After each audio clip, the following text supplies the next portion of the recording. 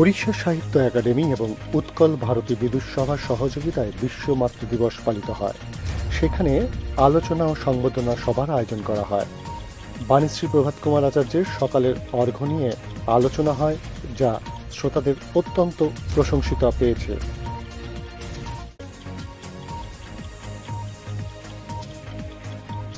সকালের অর্ঘ্য শ্রোতাদের দ্বারা অত্যন্ত প্রশংসিত হয়।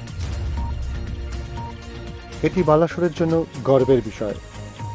কবি আচার্য বালাসোর জেলার ভোগরাই গ্রামে পিতা মন্মন্ত আচার্য এবং মাতা স্বর্গতা উর্মিলা আচার্যের ঘরে জন্মগ্রহণ করেন। ময়ূরভঞ্জে কর্মজীবন শেষ করার পর তিনি এখন বালাসোরের রেমুনা গোলেইয়ের সিদ্ধেশ্বর কলোনিতে থাকেন। প্রতিদিন সকালে তিনি ভগবান জগন্নাথের চরণে অর্ঘ্য নিবেদন করেন। সেই অর্ঘ্যগুলি সংগ্রহ হল সকালের অর্ঘ্য। কবি শ্রী আচার্য এখনো পর্যন্ত 3টি ছোট গল্পের বই এবং 6টি কাব্যগ্রন্থ প্রকাশ করেছেন।